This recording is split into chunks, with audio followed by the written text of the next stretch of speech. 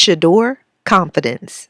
The narrative that the media is trying to push on us is that Sheduer is arrogant, and that hindered him and kept him off many draft boards. Whether it was the interviews or whether it was stuff that they saw on film, what I saw on film, I thought he was a way higher pick.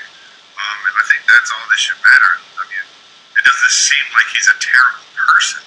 You know, it seems like he's just a motivated football player that is a part of a big football family. I think whoever's the fucking anonymous person that's fucking saying this should fucking come out and say who they were. Say it with your chest. Like, what the fuck is that about? Like, if you're gonna fucking leak that type of shit, fucking be the one that says that, yeah, it just didn't go well for us. You know, don't fucking say that we're anonymous. You know, that's so fucking lame.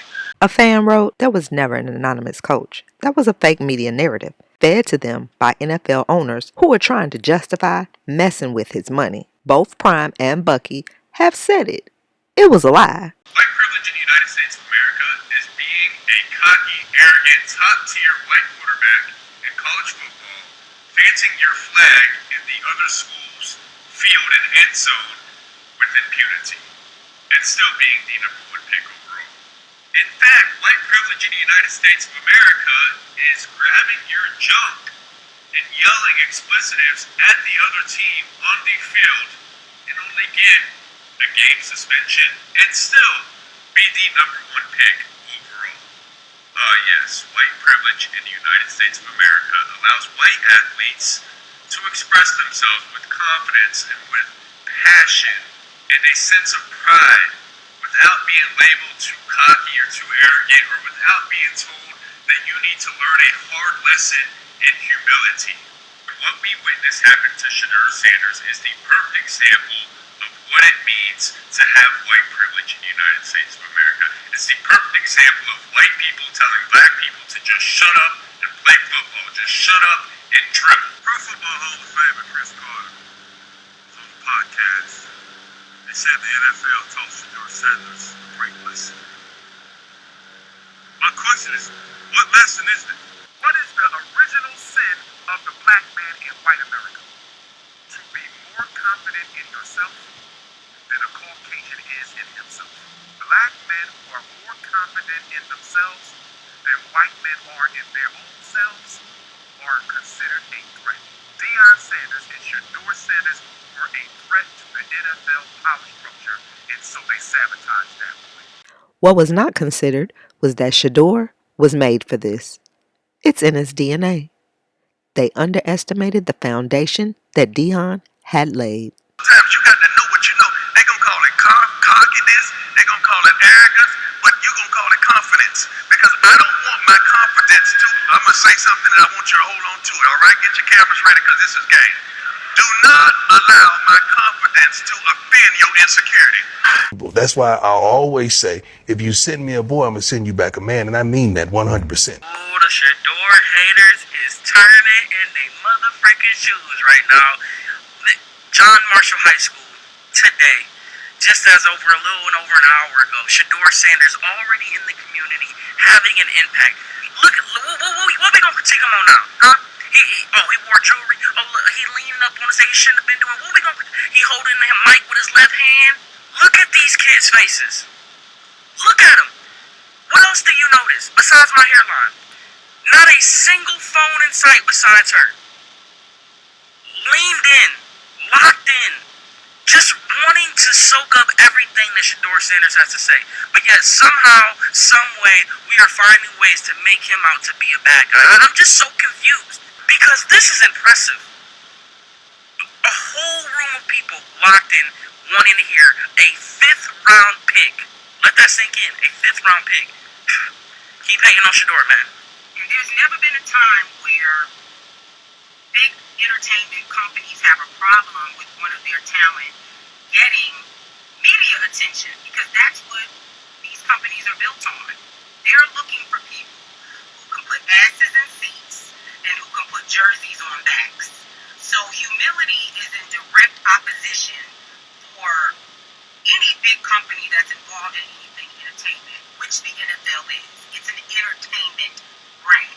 They think they're humbling us, but they're actually igniting us. Sheduer Sanders is not only the most popular NFL draft prospect of the class of 2025 and has one selling jersey of 2025 draft class, Sheduer Sanders now has 3 endorsements in rotation. A new ad by Gatorade. He is now the face of Ralph Lauren. And Sheduer Sanders is flying high on Delta Airlines. Not you eating on your daddy's white carpet. When you like me, you can do that. No, I'll never do that. But anyway, these spicy, marinated, and breaded new KFC hot and spicy wings, they legendary. Man, cut the bullshit and give me one of the wings. And 8 of KFC's new hot and spicy wings for only $4.99. Then he made history as the first ever 5th-round draft pick to have the number 1 selling jersey among the NFL rookie draft class. Days 2 and 3 of the 2025 NFL Draft averaged 7.3 million viewers across ESPN2, NFL Network, and ABC. But they also did this to keep everybody tuned into the draft day after day after day. Let me ask you a question, Mark. How many people you think watching the NFL draft after Cam Ward, Travis Hunter, and Sheduer Sanders are drafted number 1, 2, and 3? How many people you think still watching the draft after that? When was the last time we watched all 3 days of the draft? Never. Cleveland, if y'all could just make sure that Sheduer is on the field as much as he on y'all timeline right now, we the aunties would appreciate it. Because we see you. We see y'all using him for clickbait. And you know what? We not mad. But he better be on the field too. Thank you. The Cleveland Browns.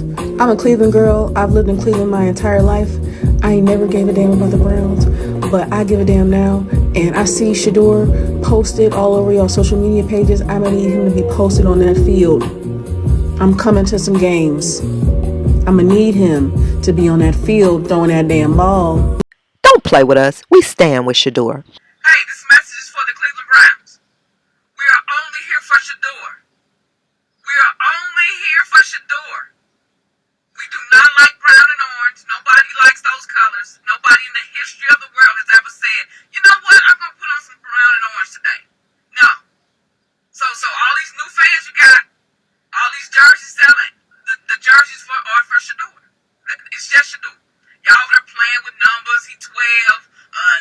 DeAndre Carter got 2. Okay.